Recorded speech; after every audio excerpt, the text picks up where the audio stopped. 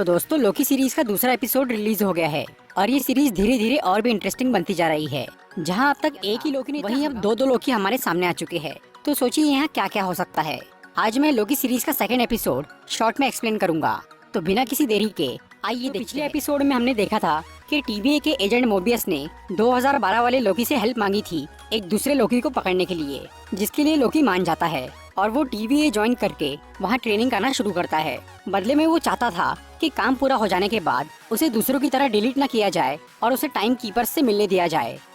उधर वो दूसरा लोकी बार बार समय के साथ छेड़छाड़ कर रहा था और जब टीवीए के एजेंट्स उसे पकड़ने जा रहे थे तो वो उन्हें मार के उनकी टाइमलाइन रीसेट करने वाली मशीन चुरा रहा था। इस बार तो उसने एक टीवीए एजेंट को भी किडनैप कर लिया। इसीलिए इस मामले की जांच करने के लिए एजेंट मोबियस अपने वाले लोकी को लेकर उस जगह पर जाता है। वहाँ पर लोकी मोबियस को ये बोलता है कि ये मैटर बहुत सीरियस है, इसीलिए उन्हें तुरंत टाइम कीपर से मिलना जरूरी है। ये बात सुन के मोबियस समझ जाता है कि लोकी उन्हें बेवकूफ बना रहा है और वो टाइम कीपर्स तक पहुँच के पूरे टीवीए पर कब्जा करना चाहता है। इसलिए वो लोकी को लेकर वापस लौट जाते हैं। इस घटना की वजह से सब लोगों का लोकी पर से भरोसा उड़ जाता है, लेकिन मोबियस को उससे अब भी उम्मीद थी। इसलिए वो टीवीए की जज से एक और मौका मांगता है और वो लोकी को ये बोलता है कि अब अगर उसने कोई चालाकी की तो वो उसे डिलीट कर देगा। इसीलिए अब लोकी सच में सीरियस होकर काम करना शुरू करता है। वो ये पता लगाना चाह रहा था कि वो दूसरा लोकी कहाँ छुप के बैठा है। उसे ढूंढने के लिए वो पास्ट और फ्यूचर के कुछ इवेंट्स की थोड़ी रिसर्च करता है, जिससे उसे 2017 के रैग्नारॉक यानी एसगार्ड के अंत के बारे में पता चलता है। उससे लोकी के दिमाग में एक आइडिया आता है कि जिस जगह पर कोई डिजास्टर यानी बड़ी तबाही आने वाली है, वहाँ पर अगर कोई टाइम ट्रेवल करके जाता है और वहाँ वो कुछ भी करता है तो उसे अल्टरनेट टाइमलाइन नहीं बन सकती। इस थ्योरी को टेस्ट करने के लिए लोकी मोबियस के साथ अतीत की एक ऐसी जगह पर जाता है जहाँ पर एक ज्वालामुखी फटने वाला था। लोकी वहाँ पर कुछ उल्टी सीधी हरकतें करता है, लेकिन फिर भी उससे सेक्रेट टाइमलाइन में कोई बदलाव नहीं आता, जिससे उन्हें यकीन हो जाता है कि वो दूसरा लोकी हमेशा किसी ऐसी जगह पर छुपता है जहाँ कोई तबाही होने वाली है। अब लोकी और मोबियस को ये समझ में आ गया था कि वो बुरा लोकी किसी तबाही की आड़ में छुपा है। बस अब उन्हें ये पता लगाना था कि वो एग्जैक्टली कौन सी जगह पर है।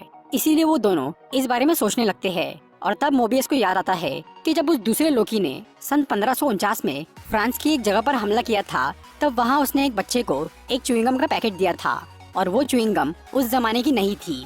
इसीलिए वो पैकेट एक ऐसा क्लू था जिससे उस लोकी को ढूंढा जा सकता था। तलाश करने पर मोबियस को ये पता चलता है कि वो च्युइंगम सन 2047 से लेकर 2051 के बीच में बिका करती थी। अब बस उन्हें इन 4 सालों में एक डिजास्टर को ढूंढना था, क्योंकि वहीं से उस लोकी ने वो च्युइंगम ली है।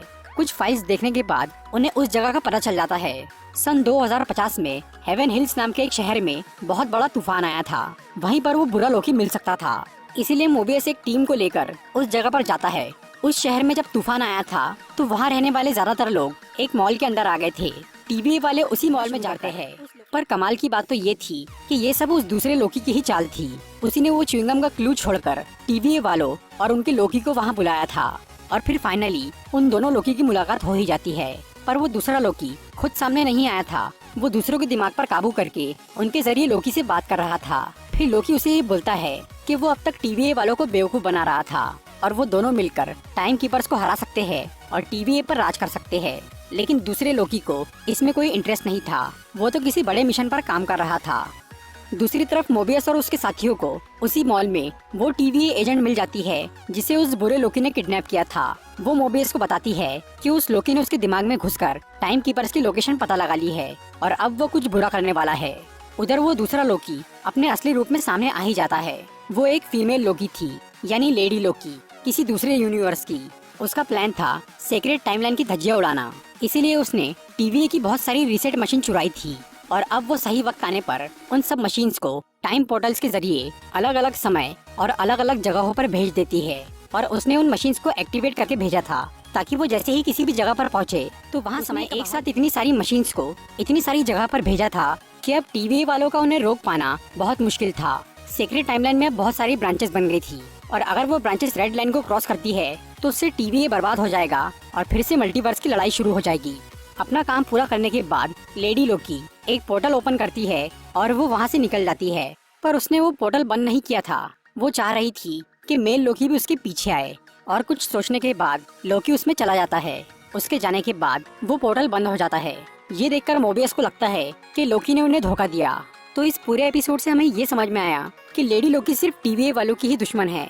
शायद वो ये नहीं चाहती कि टाइम कीपर्स किसी का भविष्य तय करे, और उसे मेल लोकी से कोई प्रॉब्लम नहीं है, बल्कि उसे उससे कुछ काम है, इसीलिए उसने उसे अपने पीछे आने दिया।